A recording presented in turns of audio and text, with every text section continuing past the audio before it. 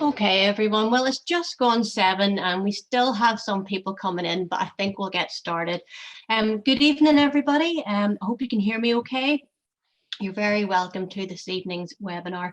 My name is Sharon Murphy and I'm the Collections Access Officer for Carrickfergus Museum, which is part of Mid and East Antrim Borough Council's Museum and Heritage Service, which also includes Mid Antrim Museum in Ballymena and Larne Museum.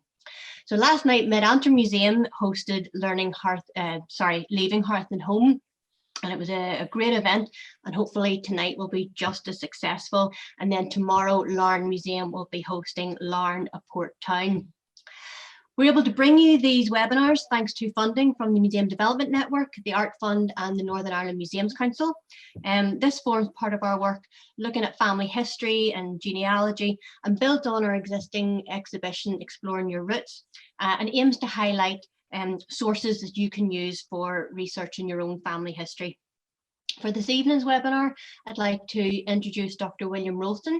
He's the Research Director for the Ulster Historical Foundation.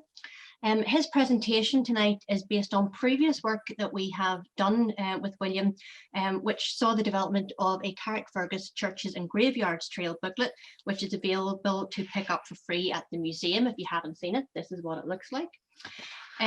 So we're looking forward to William's insights into this topic. But before I pass you on to William, I just want to remind you that the session is being recorded, and that's so that we can make this available online at a later date. Now, William will be happy to take questions at the end, and to do that, I'd encourage you to use the Q&A function at the bottom of your screen. The chat function is disabled, but if you use the Q&A function, you can pop your question in there at any time throughout the presentation, and we'll be picking up on those at the end. So I think that's enough from me, and I am going to disappear now, and I am going to hand over to you, William. Well, thank you very much, Sharon, for the introduction, and to thank you and Laura in Carrickfergus, to thank Jane in Ballymena for the opportunity to give this talk. Sharon was saying it does build on work that I've been carrying out with the museum service over a number of years now, highlighting the importance, in particular, of churchyards as repositories of our heritage, of places where we can find out so much about our past, about the past of families, and also about our local communities. The first thing I'm going to do is to switch off my own camera and simply concentrate on the presentation itself. Now, we had a great presentation last night from Natalie Bodle on Hochel Cemetery, and Natalie was highlighting some of the stories associated with that cemetery, as well as the broader immigration story. Tonight, in looking in particular at Carrickfergus, I want to show how graveyards are very much part of our historical fabric. There are so many graveyards across our province, and we often take them for granted. In Northern Ireland alone, there are over 1,300 graveyards, and over 300 of those would be medieval in origin, would date back to before the Reformation. And in many cases, those old graveyards, in some instances at least, they still survive and are in use to this day. And as I said, graveyards are a wonderful place to find out about the history of our communities. Genealogists, of course, will be well aware of the importance of finding a gravestone inscription. For many people who visit our island in search of their ancestors, there is something poignant about being able to go to the gravesite, to visit the place where your ancestors were buried. So the first part of this talk is looking at the significance of graveyards in Carrickfergus.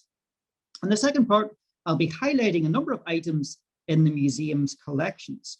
So some important artifacts and documents, and a very exciting set of records that have only just been made available online. Now, if you want to find out more about Carrickfergus's churchyards, then I would refer you to the publication of the gravestone inscriptions, Old Families of Carrickfergus and Ballynear, published by the Ulster Historical Foundation. For Killroot graveyard, which I'll also be mentioning, the inscriptions from it have been published in the Ulster Historical Foundation's County Antrim series 2.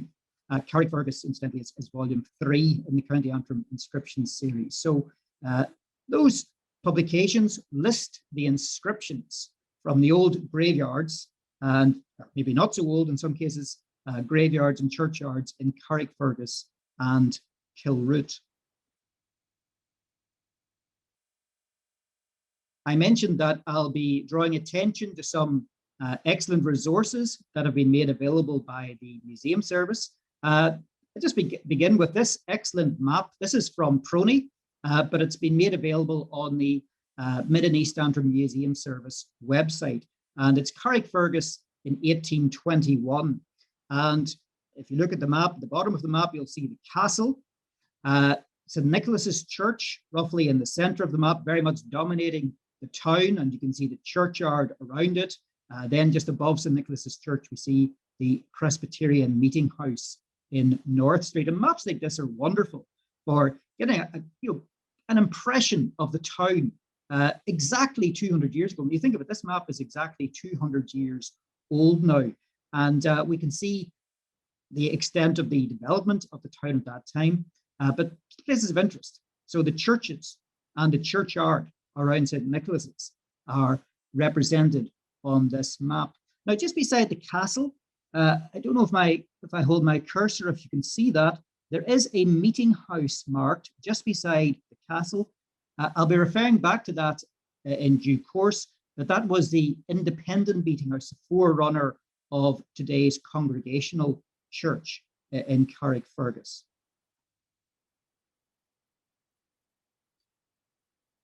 Now, as the map shows, and as anyone who's familiar at all with Carrickfergus will know, St. Nicholas's Church really does dominate the centre of the town.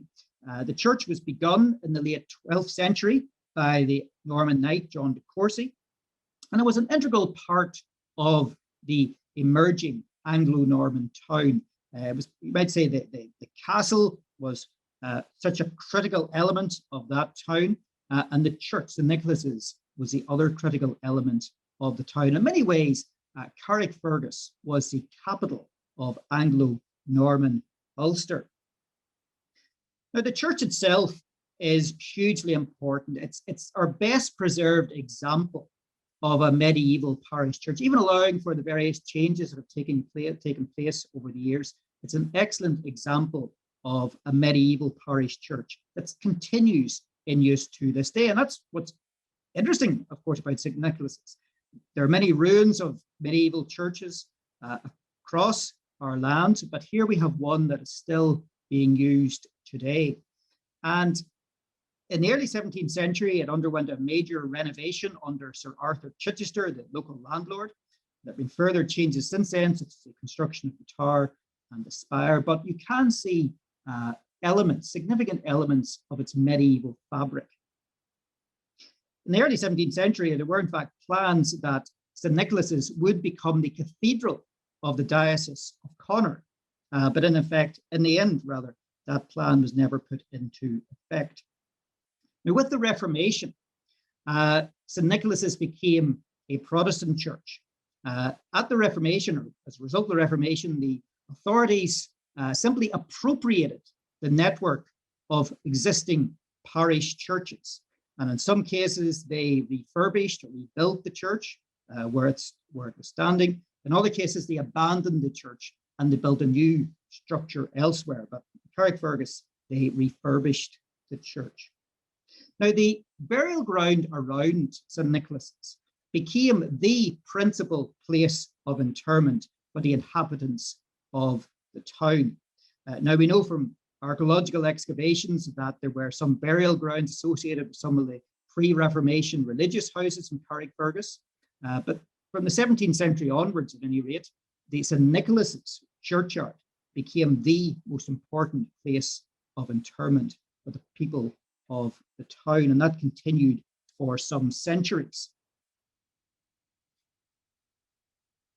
If we move outside Carrickfergus, head further along the shoreline of Belfast Loch, we will come to Killroot graveyard. Killroot was founded as a religious site in the 6th century by St. Colman. In the medieval period, it became a parish church. However, unlike St. Nicholas's, Killroot is now simply a graveyard. The church was in ruins by 1622, and there is no evidence that the church was repaired or restored for Protestant worship. It was simply allowed to decay. And the ruins of the church continued in use until the Victorian period. And there were other evidences of its early significance.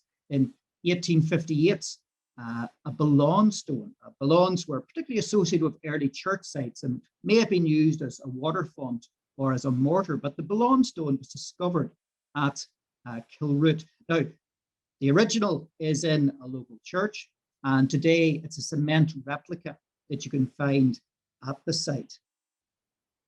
So although Killroot ceased to be a place of worship, it continued as a place of interment. And that was its, you might say, its continuing significance. So both Killroot and St. Nicholas's date back to the pre-Reformation period. They go back into the medieval era, but they continued in use after the Reformation, although in Killroot's case, simply as a place of burial. In the background, you can see Killroot House, probably an early 18th century structure, but known erroneously as the Bishop's Palace from the belief that it represents a structure known to have been built at Killroot in the early 17th century by an Anglican bishop.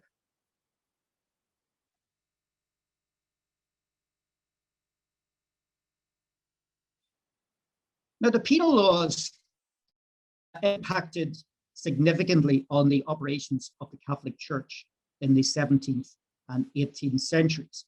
So after the Reformation, there were various efforts to try and restrict the activities of the church. There were various restrictions placed on the clergy. Senior clergy in particular were targets for the authorities. And so for many decades, the Catholic Church in and around Carrickfergus was in a weakened position. In the 18th century, we know there were various venues for Catholic worship. However, in 1825, the Reverend Arthur O'Neill, the parish priest, secured a plot for a Catholic place of worship at Barley Hill, Carrickfergus, at Minorca Place, or just beside Minorca Place. The church was built and it was consecrated in 1826. And that church continued in use for a period of over 150 years. It was a major program of refurbishment in the 1920s. A new church was opened in 1981. That church, however, was destroyed as a result of an arson attack in 1997. And until the new church was built, and we see it in the bottom of the slide, the bottom left, bottom right of the slide, the old church was brought back into use for a number of years. The building is still there. Now, a churchyard was opened beside the church. The earliest date of death on a headstone in it is from 1834. And so this churchyard became the principal place of burial for the local Catholic population in and around Carrickfergus.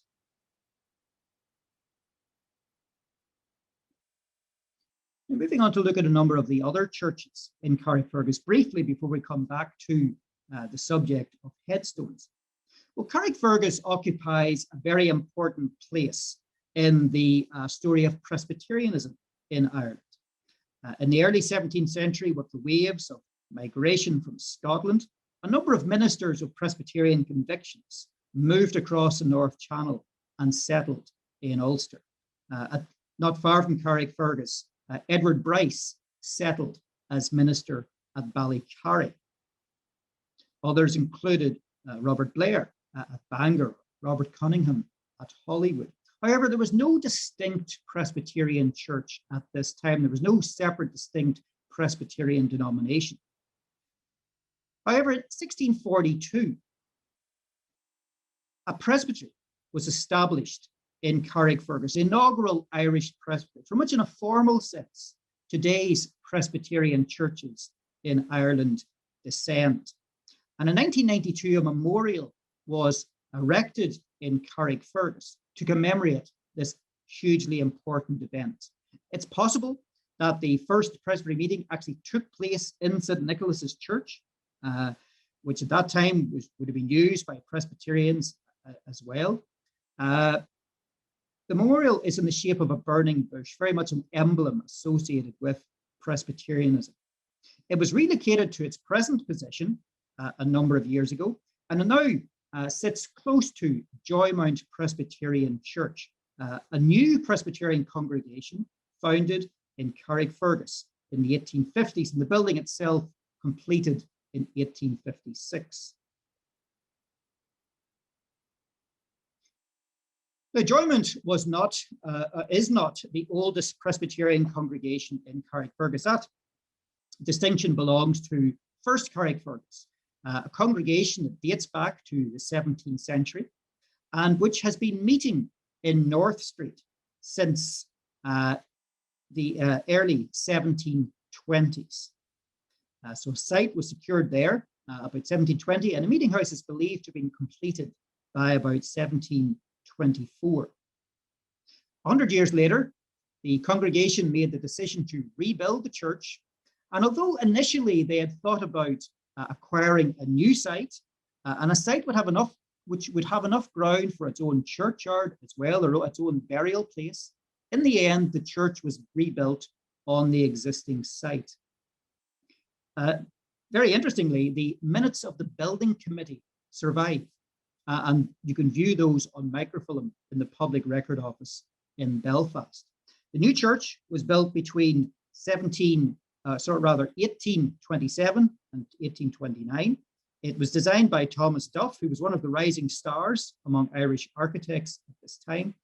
And so it was rebuilt on the existing site. So in a sense, today's first members of the first congregation in Carrickfergus have been meeting on this site now for virtually 300 years, even if the building is not the same as the one built at that time.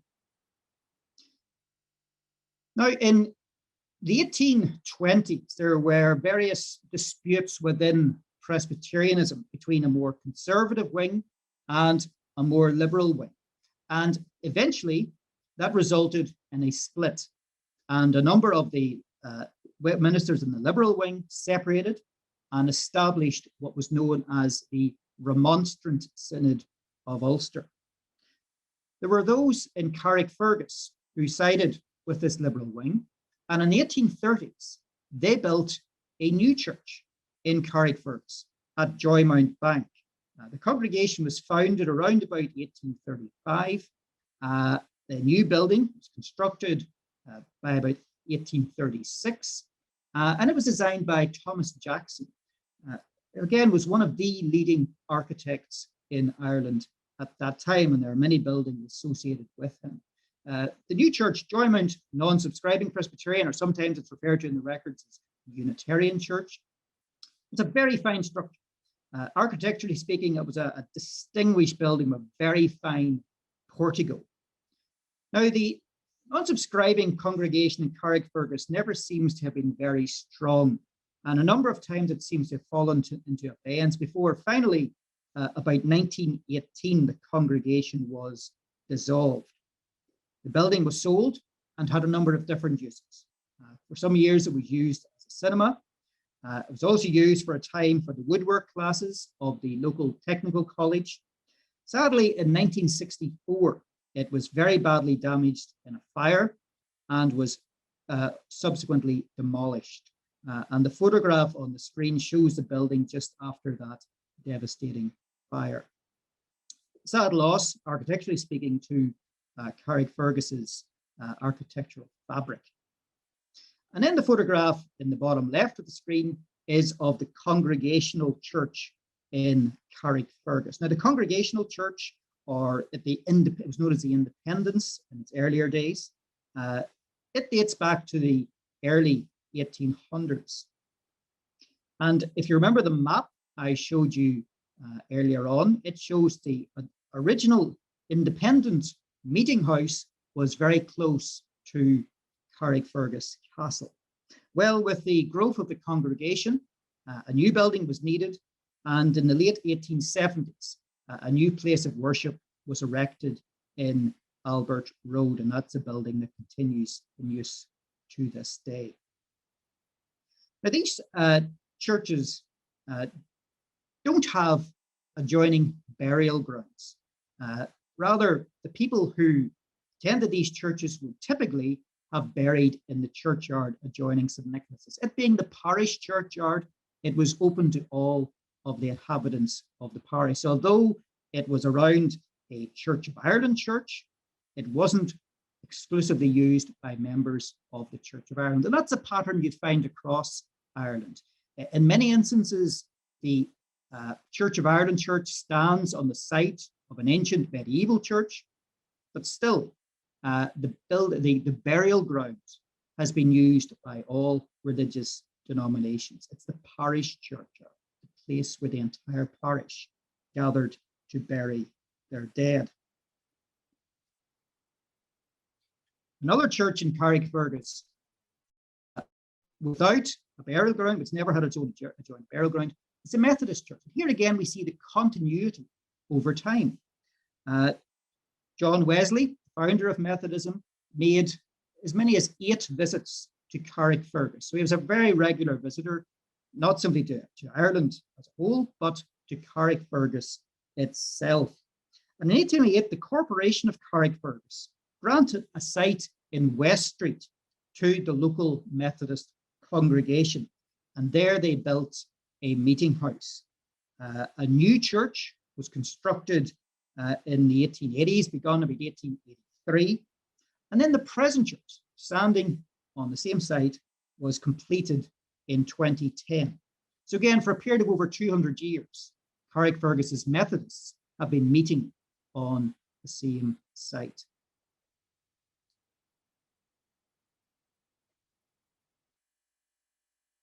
Now, by the mid-19th century, there were really only 2 burial grounds in Carrickfergus. There was a burial ground around St. Nicholas's Church of Ireland church, and there was the burial ground adjoining St. Nicholas's Catholic Church. Pressure on burial space was growing, and there was a clear need for additional space for burials. The pressure on burial space was partly alleviated, or largely alleviated, by the opening of North Road Cemetery in 1859. Now, the origins of this cemetery can be traced to a bequest in the will of Charles Edmonston Kirk. Kirk was a member of a prominent family in Carrickfergus. I'll be mentioning his father briefly later on. Charles Edmonston Kirk had fought in the Crimean War. He was an army officer. And on his way back to Carrickfergus, he died at Bath in 1857. Now, under the terms of his will, he left £500 to buy additional burial space for the people of Carrickfergus. And those who were charged with putting the instructions in his will into operation acquired a site on the North Road and there opened a cemetery. It was consecrated by the Church of Ireland Bishop of Down and Connor in December 1859, and in fact continued in the possession of the Church of Ireland until 1990, when it was taken over by the local borough council. Now, one of the most attractive feature of this graveyard is the very fine mortuary chapel that stands roughly in the center of the burial ground. It's a very picturesque building. It includes memorials to members of the Kirk family. It includes a tablet that explains how this burial ground came into existence. And you can see that in the photograph. This burial ground was provided for the parish of Carrickfergus in the year 1859 as an additional burial place for persons of all denominations, pursuant to a bequest to that effect in the will of Charles Edmonstone Kirk, and so on. And down below that, you can just about see it in the photograph, is a plan of the cemetery showing the location of the drains in it. And it's a plaque within this mortuary chapel. So ensuring that whoever was digging the grave would be aware of where the drains were located.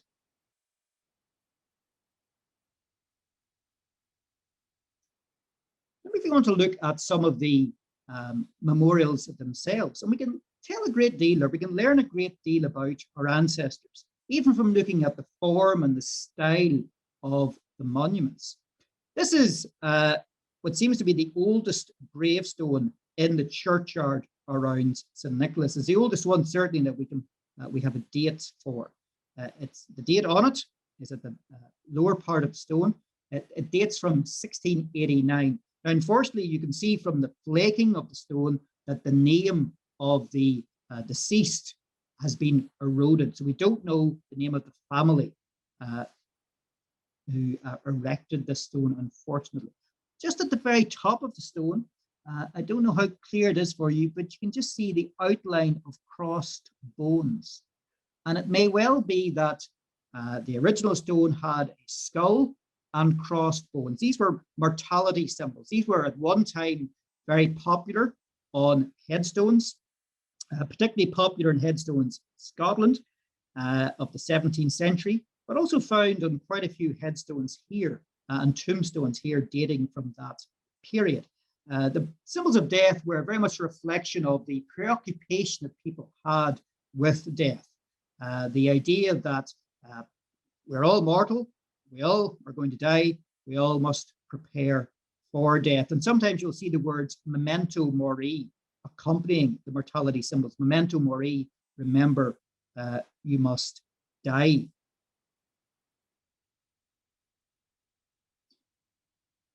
Moving to Killroot, and there we find the oldest, or rather the earliest date on a headstone is 1743. And it's to Margaret Stevenson, who died May the 16th, 1743, aged 99 years. 99 years. And you think of the fact that that woman was born in, say, 1644. She was born just 2 years after the very first Presbytery meeting was held in Carrickfergus. She lived through the Cromwellian period in Ireland. She lived through the period of the Williamite Wars. She lived through the period of the Siege of Derry and the Battle of the Boyne. She lived through the beginnings of significant migration from Ulster to North America.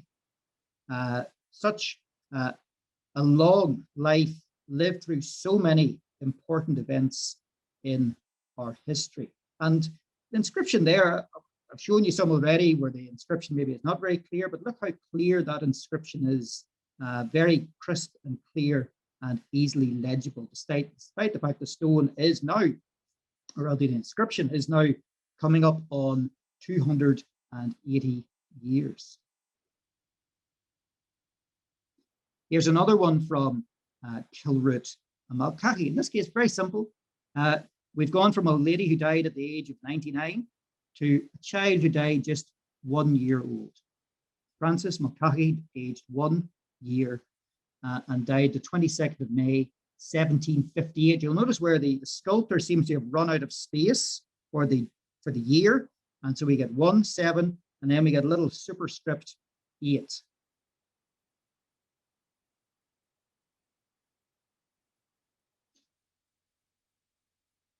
And again, another one, unfortunately in this case, again, it's illegible. We don't know the name. In fact, in this case, we don't even know the date. No date has survived on this stone.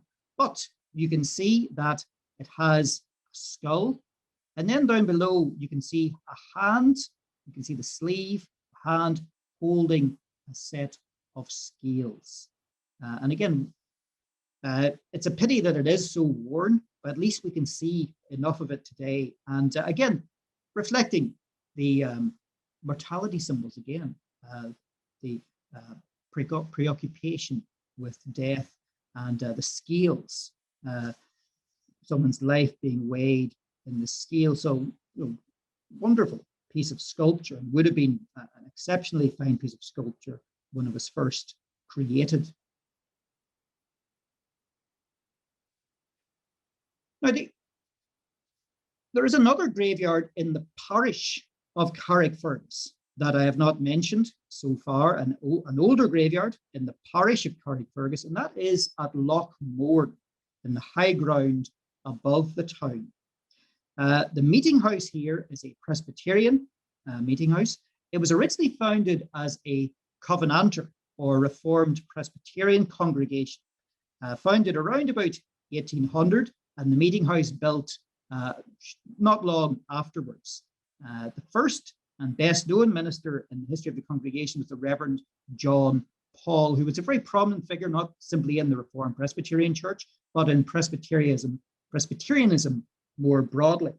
And around the meeting house, a graveyard was opened, and certainly opened within a few years, or almost immediately, in fact, on the meeting house itself being built. One of the oldest stones is this very fine headstone to the Stewart family, and it's to a member of the Stewart family who died in 1808. And on it, you can see carved a coat of arms. And if you go along the churchyards of the coast of County Antrim, I'll be mentioning some more tomorrow night in my talk on Larne, you will see some excellent examples of headstones featuring coats of arms. It seemed to have become very popular, even fashionable, to have a coat of arms on your headstone in the graveyard. You'll find numerous examples in the graveyards along the coast of County Antrim, or close to the coast of County Antrim. And here we have a fine example from the churchyard at Loch Mourne.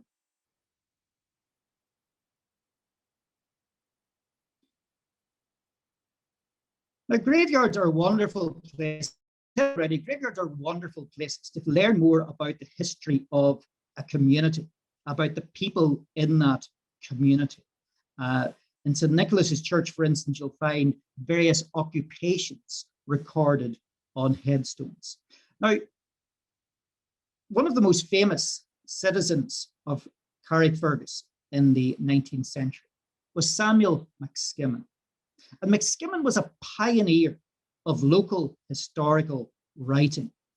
He was fascinated by the past, fascinated by the Carrickfergus area, the place where he lived. He wasn't born in Carrickfergus, but he spent most of his life there. And in 1811, he published one of the, you might say, first local histories in Ulster. And this was his history of Carrickfergus, first published in 1811. New editions at various times, including a substantially revised and expanded edition published by his great-granddaughter, Elizabeth McCrum, in 1909. And 100 years after that, a very fine reprint was produced by the Carrickfergus and District Historical Society. And so McSkimmon chronicles Carrickfergus in remarkable detail. If you want to find out more about the town and about the people of the town, you can go no further than McSkimmon's History of Carrickfergus. And here is his tombstone in St. Nicholas's. And you can see that he died in 1843, aged 68 years.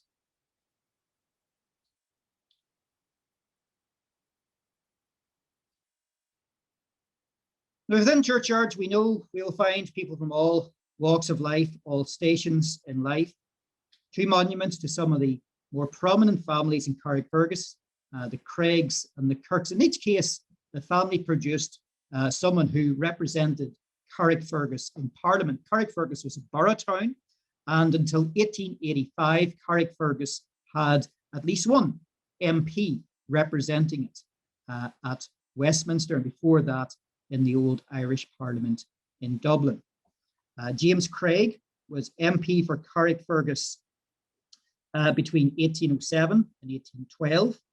Peter Kirk was MP for the town between 1835 and 47. And note the very finely sculpted sarcophagus standing on top of the Craig Memorial. The Kirk monument has the family coat of arms. In this case, actually, the arms represented on it are those of the Kirk family in Scotland.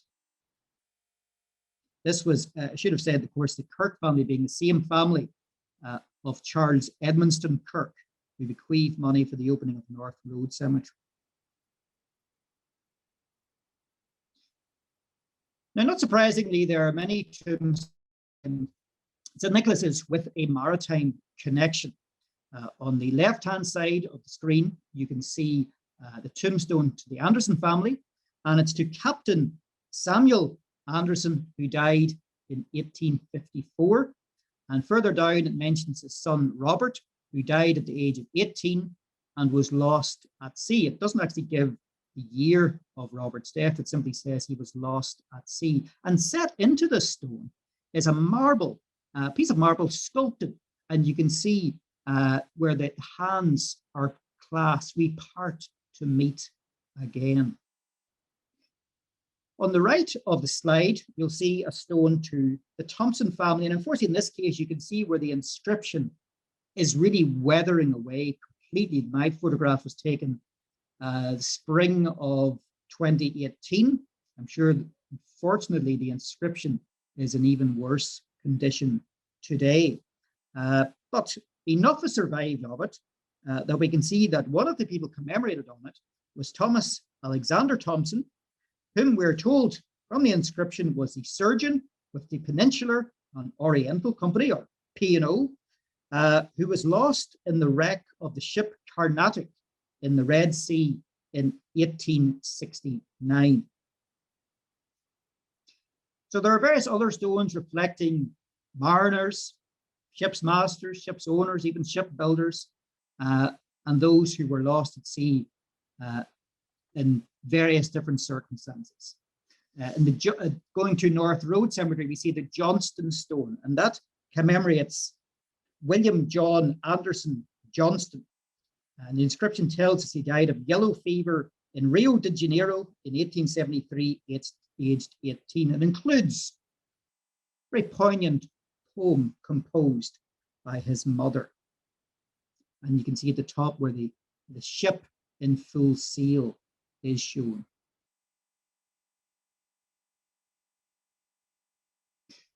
In St. Nicholas's Catholic Churchyard, we also find inscriptions that transfer us to another part of the world.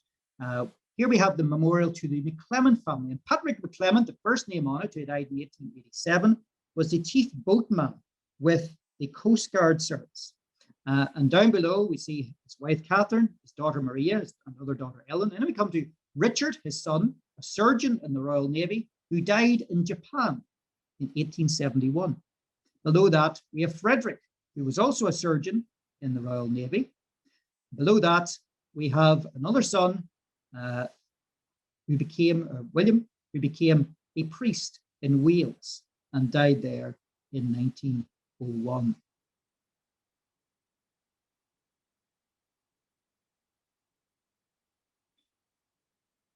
Here are another examples from St. Nicholas's Church of Ireland Churchyard, the Eccleston family. And we have a reference here to James Eccleston in the photograph on the left of the slide. James Eccleston, who died in Hobart. It says Hobart Town in Van Diemen's Land, or Tasmania. Very interesting individual, Eccleston. He went to Tasmania to become the rector and head classical master of the high school. He was something of a scholar and an author. He published a book on antiquities, but sadly, not long after arriving in Tasmania, he passed away. And then the Martin stone on the right of the slide, and that just, you can really are hit hard at the impact of immigration on families.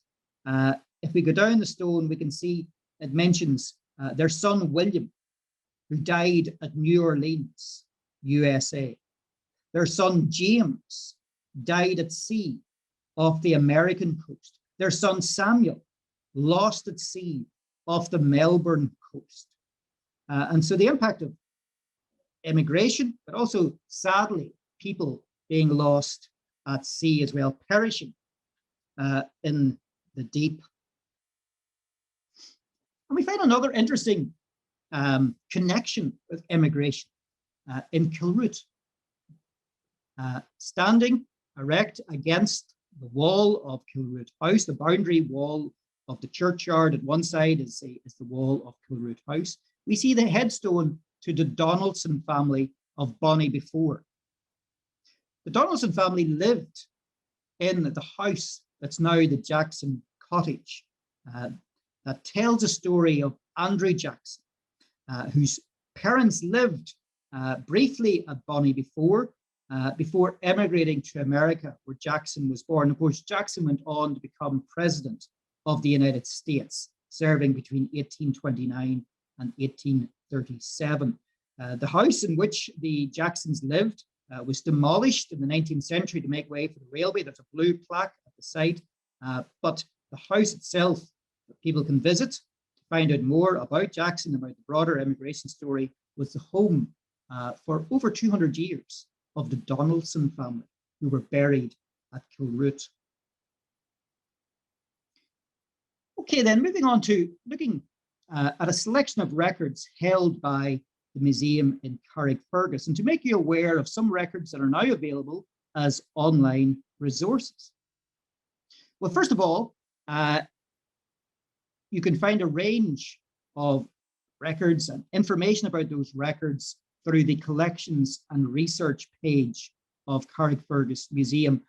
You'll see the web link is on the screen, but if you even just Google Carrickfergus Museum, you'll be taken to this page fairly quickly. And the museum has a wonderful collection of artifacts and documents that tell us so much about the people of Carrickfergus over many centuries, millennia even.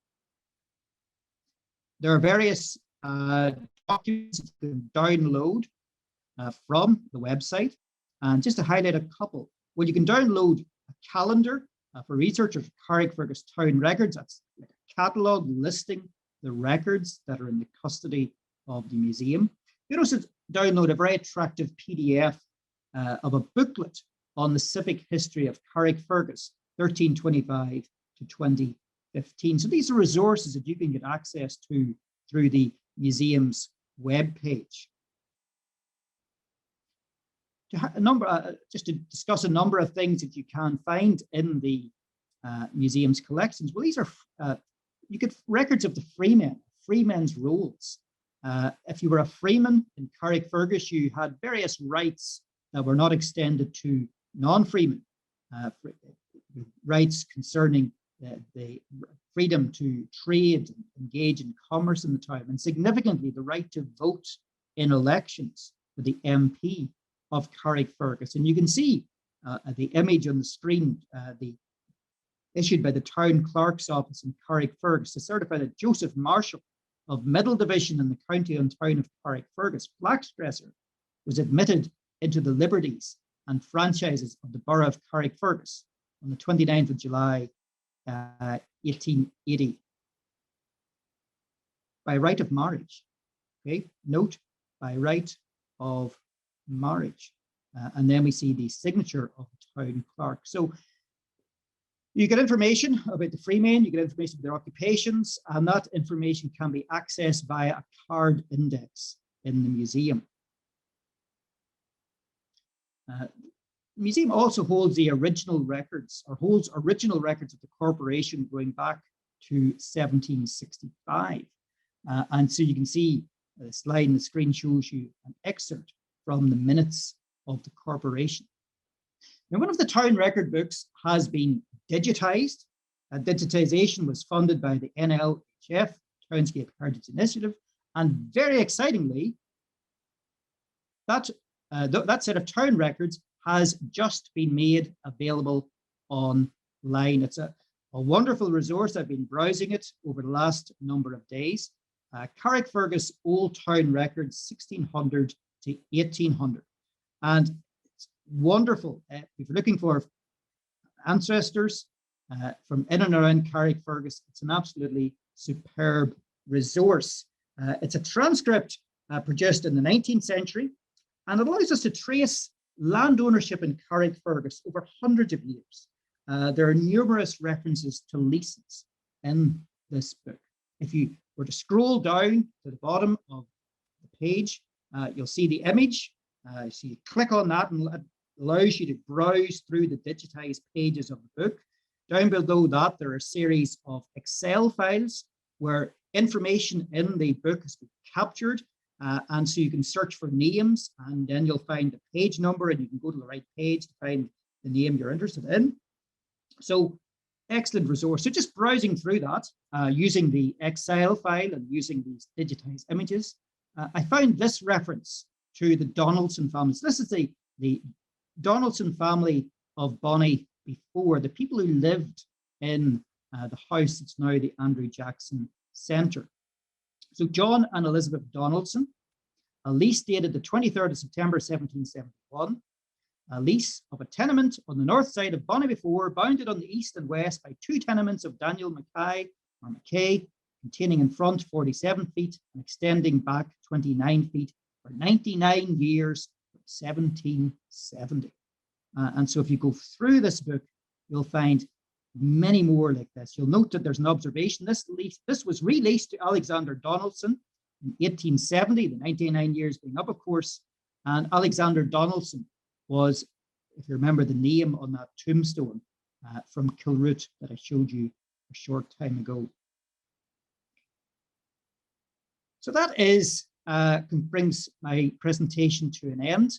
I've looked at the different churchyards in Carrickfergus. I've highlighted the importance of the inscriptions and what you can find on them. And I've shown you a number of records that you can access through the museum, and a very exciting new source just made available on the Town Records book. So definitely worth checking out if you're interested in Carrickfergus and its family. So I'll stop there, and I'd like to thank you all for listening, and I'm going to hand back now to Sharon.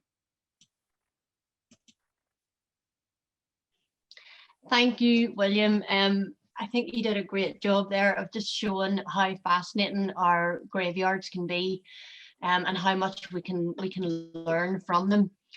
And thanks also for highlighting the various resources that we have at the museum. We're delighted to be able to launch the Town Record Book, thanks to the Townscape Heritage Initiative. So hopefully participants will be able to browse through that and find that useful. We'll get on to questions. We've got questions coming in now. I just wanted to pick up on one thing you said there, William. You were talking about Muskimmon's headstone and about Muskimmon's history of Carrick. Now, I know, looking at the participant list, some of you already will have your own copy of Muskimnon, but if you don't, you can purchase one. It was published by the Carrickfergus District Historical Society, so you can purchase it through the society, but you can drop us an email at Carrickfergus Museum at the email address on the screen, and we can organise that sale for you. Okay, William, are you ready for questions? Yep. Okay, so the first one, I think we could almost handle this ourselves. Actually, it's a really interesting question. Francis is asking, has the exact location of the three sisters hanging gallows ever been researched and found, even an approximate location? I don't know, do we know where that is, William? It's at Ranboy. Would you agree, or have you come across that yourself? Yeah, I mean, I couldn't say the absolutely precise place, but what you're suggesting is where I think it was. Yeah, or at least yeah, people seem to think it was anyway. At Ranboy, yeah. Well, if you go on to Prony's website, to the historical map viewer, and you look at the second edition OS map, you'll see Gallows Green highlighted on that. And then you can look at a slider view and look at a modern map, and you can sort of slide across between sort of old and modern, and you can see that Gallows Green is roughly around where Ranboy's is. So I'd encourage you to go and look at the historical map here, because it is really fascinating. So we'll move on to the next question. This is anonymous. Great presentation, William. Can you suggest where members of Joymount Presbyterian Church might have been buried before Victoria Municipal Cemetery was opened? Well, two more likely places would be St. Nicholas's Churchyard and then North Road Cemetery would be two places I would start looking for them anyway. If we're looking for early members of Joymount, say from the 1850s, 60s, 70s period, then certainly St. Nicholas's Churchyard or North Road Cemetery would be the places I'd start looking for them. Okay, thank you. Gordon asks, what are the small oval-shaped numbered metal markers number 119 and number 202 to the side of the Anderson gravestone at St. Nicholas's? I've seen similar in other churchyards, but wasn't sure what they related to. I've seen that in a slide. Is that maybe an original marker number? The original. Let me go back to the slide actually. Yeah, that's very interesting. I can't give a definitive answer to that. There must have been at some point an effort to try and number the grave plots in the churchyard. You'll notice that as well as a little metal marker at the base of the Anderson stone, if you look just above that on the, when we're looking at the left-hand side of the stone, you'll also see 202 inscribed on the stone as well, just below the inscription at the edge of the headstone. So we see 202 inscribed on the headstone as well as being on the metal marker pushed into the ground at the base of the headstone. So I don't know for sure, I'm just guessing, but perhaps there was an attempt to number the grave plots in the churchyard at one time. Yeah, that it seems like that. Okay, Margie asks, what about the graveyard at the top of Prospect Road? Could you say something about that? That's a bit later, isn't it, that one? Yes, it is, yes. I think it was, I meant to bring down the gravestone inscription book with me, but I think it was opened as a Catholic graveyard, either maybe later in the 19th century. Maybe it was, there was a pressure of burial space, and so I think this is Catholic graveyard, but if the inscription book, the inscriptions in it, the early inscriptions up to 1900 at any rate, are included in the book I mentioned at the start of the presentation. Again, I'll just skip back to the start. Sorry for flicking through these.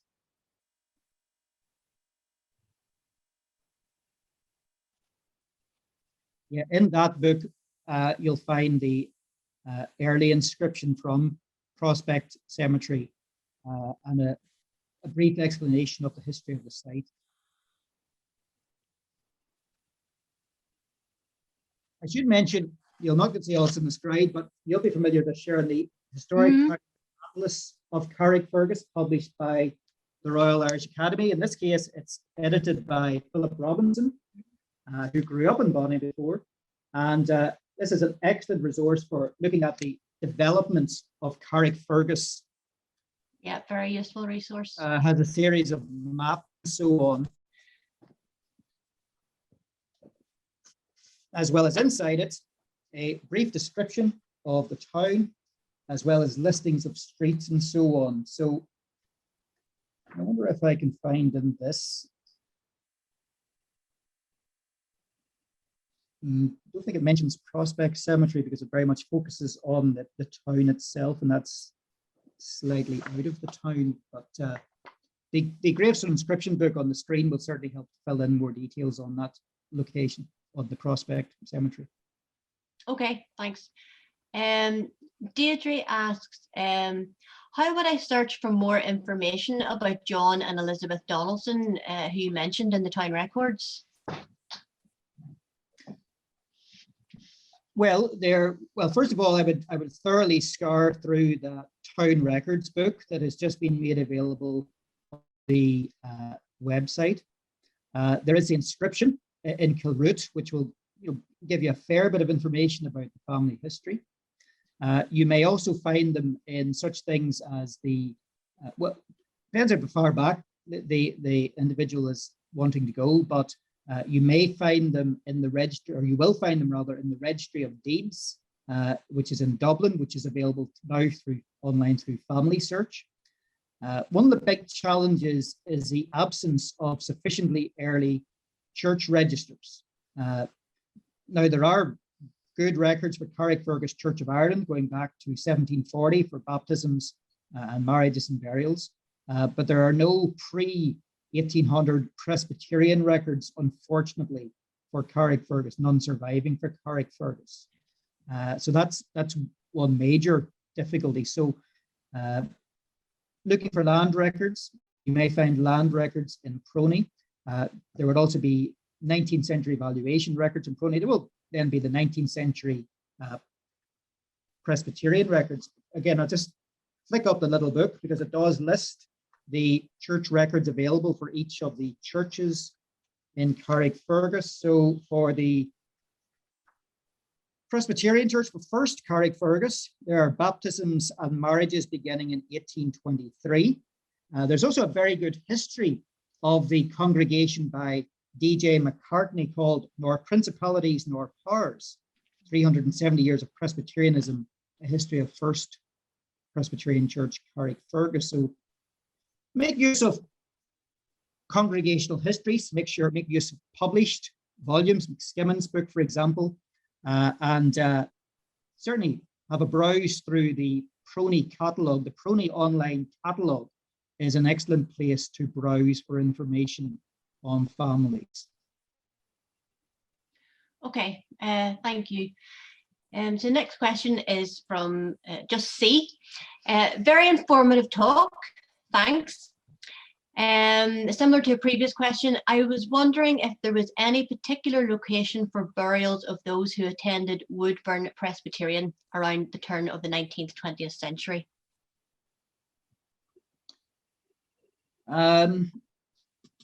Well, I don't think there is a churchyard at Woodburn. I don't think so. Again, I would search through the various graveyards around Carrickfergus. There is, you keep me right, Sharon, there is a graveyard called a cemetery called Victoria Cemetery in Carrickfergus, isn't there? Yes, there's Victoria Cemetery on the Victoria Road. Also, just looking at the at our trail, William, we've noted just about Proney having records of baptisms, 1865, 1952, and marriages, 1866 to 1932, under Woodburn Presbyterian. Yeah. Again, just try the different range of cemeteries that I've mentioned, but there are the Victoria Cemetery, I think, is opened late Victorian period, I think. Yes, and maybe buried there. Perhaps buried, who knows, maybe buried at Loch Mourne, for instance. What I would suggest is that the person checks out death notices in newspapers, because by the late 19th century, it was not uncommon for the cemetery to be named in the death notice. It may say that so-and-so has died and their body will be removed to burial in such and such a graveyard on a certain date. So death notices in newspapers become increasingly important for identifying burial places from the late 19th century onwards. Okay, that's really interesting. A really interesting question from Jean. Does the material of the stones determine how well the inscription has survived? It's an interesting question. Yeah, undoubtedly. Some materials do weather quite easily and so on. So, and others are very good. So slate is excellent in terms of the preservation of the inscription. Now, of course, unfortunately, sometimes if damp and ice and so on gets into slate, it can fracture the stone. But the crispness of the inscription of a slate headstone can really come through. And so you can find slate headstones upwards of 200 years old that are in a very good state of preservation. On the other hand, you may find stones carved from a softer sandstone where the inscription just wears away. And we see some examples of that in Carrickfergus, where a softer sandstone memorial, the inscription is eroded and increasingly eroded. I think as we go on, the acceleration of the rate of erosion is becoming ever more prevalent. Even headstones that could have been read 20 years ago, in some instances, they're almost illegible now. Okay, from Tom, who says, thanks for a wonderful presentation. Who holds the burial records for the North Road Cemetery? And also, are there any burial records for Killroot? And will Proney Church records cover the burials at St. Nicholas's? So it's three questions rolled into one there. Okay, well, to take the last one on St. Nicholas's, yes, the burial records for St. Nicholas's are in Proney. They are in Proney 1740 to 1800 and 1825 to 1939.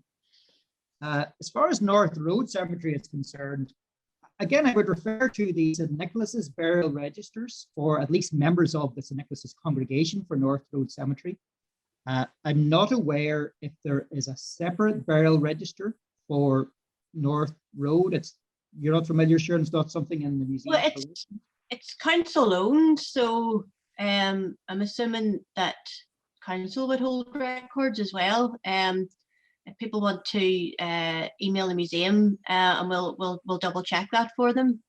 Yeah, and as far as Killroot, I'm not aware of any register specifically of burials in Killroot. But again, you may find people recorded in the St. Nicholas's register who maybe were buried, under the minister of St. Nicholas's maybe conducted the funeral, but potentially they could have been buried in Killroot. So possibly that may be a place to find them, but I'm not aware of any register specifically for Killroot. Okay, thank you. Patricia says, thank you, William, most interesting, and is going to give Carrickfergus a visit when she's next allowed back into Northern Ireland. And she last saw you when you were in your 20s. So there you go. Well, that was a long time ago now. Sue asks, is it possible that my ancestors had their children baptized in Carrickfergus if they were delayed in leaving America in 1768 from Larne? So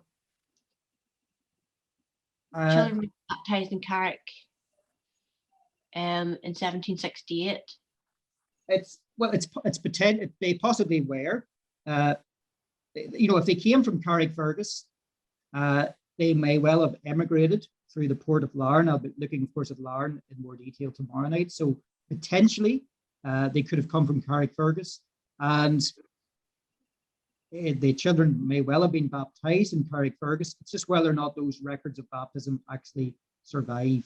As I've said, the records for St. Nicholas Church of Ireland, there are baptisms from the 18th century for Church of Ireland, but there are no baptisms for the Presbyterian Church in Carrickfergus before 1823, unfortunately. Okay. Do burial records survive for any of the Carrick graveyards? If so, would these give details for people who may not have had headstones?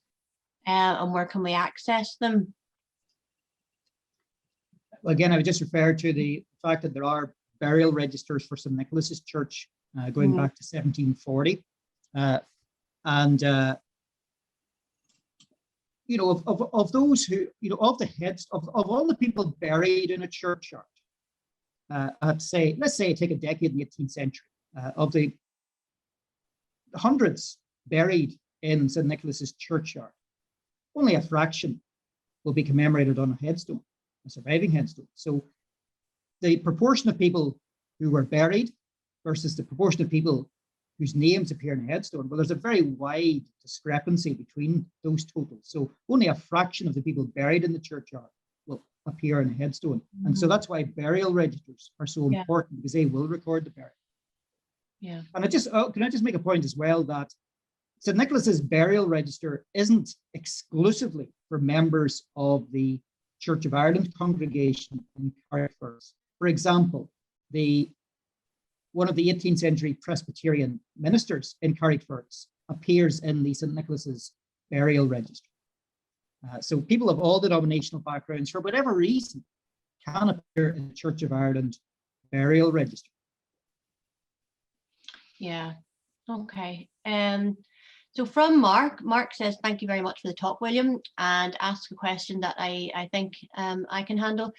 Just wondering if the recording will be published, as I know if you'll be interested in catching up as they couldn't make tonight.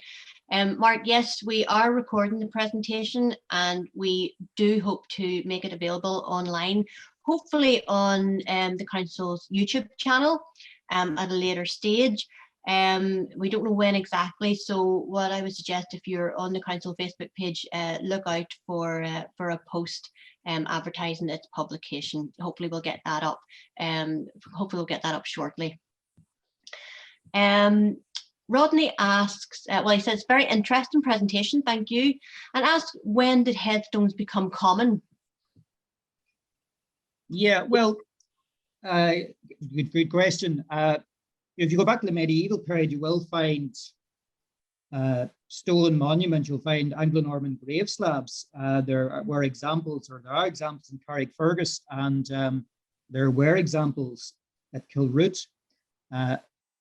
Now, the practice of erecting inscribed memorials really dates from the 17th century onwards and became more commonplace in the 18th century. So in St. Nicholas's Churchyard, for instance, I showed the stone with the date 1689 on it, which is one of the very earliest stones in the churchyard from that period.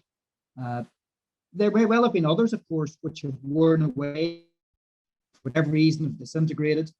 But the practice became increasingly common to erect headstones in the 18th century. Although you could say the practice of erecting memorials with written inscriptions on them can certainly be traced to the 17th century, with a few examples from earlier than that as well. There are some grave slabs, for instance, in North Donegal, with names on them, and they date from the medieval period, the late medieval period. Okay, interesting. Would there be any way to digitally scan headstones, for example, laser, that might pick up inscriptions which are no longer easily read? Have you seen that, William? Yes, it has been tried and tried successfully. So yes, with the right equipment, it is possible to do that and to recover an inscription that may to the naked eye be virtually impossible to read. So yes, it is possible. Messages from Mary and Judith, basically just thanking you for your presentations, and it was very interesting and that they enjoyed your presentation.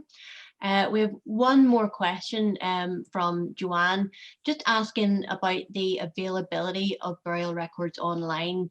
She's in England, so obviously not able to visit Prony in person, and just looking for information about how much can actually be gained from the Prony website. Well, from the Prony website won't have burial registers available on it. However, there are other places to find burial registers. In some cases, a local community has taken the initiative to record inscriptions and make those available online. We have digitized some of our gravestone inscriptions can be accessed through our website. The Roots Ireland website has got an extensive collection of church registers, including burial registers. So there are various means to do that. Now, in some cases, it has to, you have to be a member or you have to subscribe. Another very good place, I mentioned newspapers. So the British Newspaper Archive has got an excellent set of newspapers for Ireland from the British Library. And so have a look at it, because I mentioned death notices, naming places of burial and so on. It's a subscription website, but it's worth every penny to take out a month's subscription on it. So yeah, there are various places online So just probably the easiest thing to do is simply to Google the church or the churchyard and just see what is returned. Okay, thank you, William. There are no more questions at the moment. Thanks, William. There's just a wealth of information there. I hope you've all found that really interesting. We're going to give you a few more moments to think of more questions if you've any burning question you need to answer. But for now, we're going to launch a poll, and it's going to appear on your screens now. We'd be really grateful if you could fill that in. We're very keen to get feedback about tonight's session. So if you see that on your screen now, if you wouldn't mind just filling that in, we're going to leave that up for a few moments. And you know what I'm going to do, Sharon? I'm going to get that gravestone inscription book. Okay. All right, you do that. 10 seconds, I'm going to make a dash. Yeah. Okay. So that should be on your screens now. If you wouldn't mind, we see some answers coming in there. We'll leave that with you for a few moments. And as I say, we are here for a bit longer. Williams must have dashed his bookcase there. I'm sure it's quite an extensive library he has in his house, I imagine. So hopefully he'll locate the book he's looking for and come back and give us a bit more information. Thanks to everyone who's joined tonight. It's been a really fantastic turnout. It's great to see so many people joining us this evening. I hope you have found it interesting. I see there's a lot of information to take in there. At the end, William can put up the last slide again just to show the contact details. If you have any further questions that we can help you with, do please get in touch with the museum and let us know. Oh, we do have a couple of questions coming in. Are there any undateable examples of interest which are potentially quite old in Carrickfergus cemeteries? Such an example is the Temple Corn Crossstone in Ballycarry.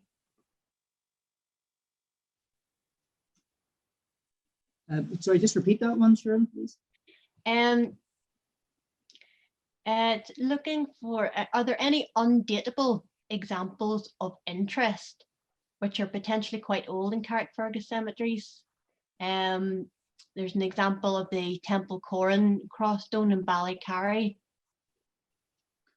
Well, I know within St. Nicholas's Church, there are some examples of Anglo-Norman grave slabs, so they would certainly be of interest because they obviously go back, to the Anglo-Norman period, so back before the Reformation. So there's some examples of that inside St. Nicholas's.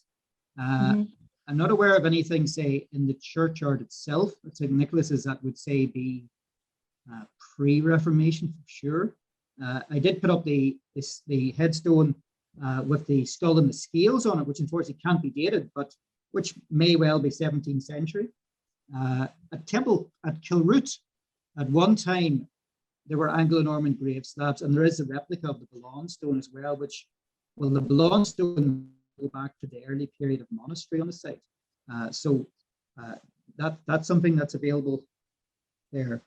Now, Prospect Cemetery, somebody was asking the Prospect Cemetery. So I'm just looking up the book here. And in 1874, the Roman Catholic Church purchased a plot for use as a burial ground. It is now the principal place of interment for Catholics in the parish. At least that's when the book was published, first published in 1995. So the inscriptions up to 1901 have been included in this book. And there's also Victoria Cemetery, which I mentioned. And Victoria Cemetery opened in 1904. So it opened in 1904. So, people are asking about, Joymount or Woodburn. Well, say Victoria Cemetery may be another one to check out in addition to North Road Cemetery and St. Nicholas's.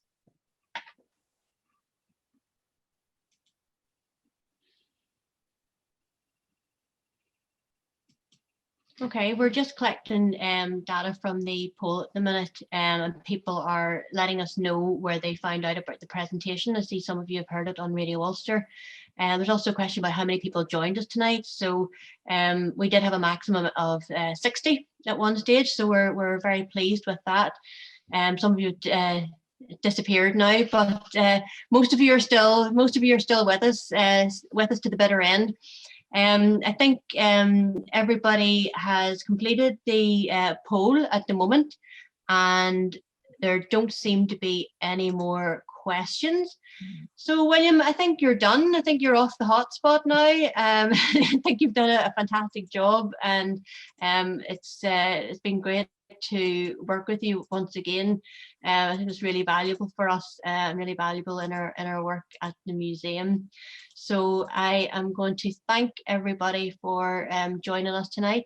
I hope you found it useful. Our contact details are on the screen at the moment. If you want to drop us a line, if you've got any queries about anything that William has raised this evening, or anything about our resources that we have on the website. Someone's asking about the telephone number of the museum. So I don't know if you've got your pen ready there, but it's 02893 358241. That's 02893 358241. Okay, so thanks again to everybody. Thanks to William. Thank you very much. Thank you to everybody. And perhaps some of you have signed up to join the William again tomorrow night for the Larne presentation on Larne of Porttown. So we're going to sign off now, and wish you a very pleasant evening. Goodbye. Bye.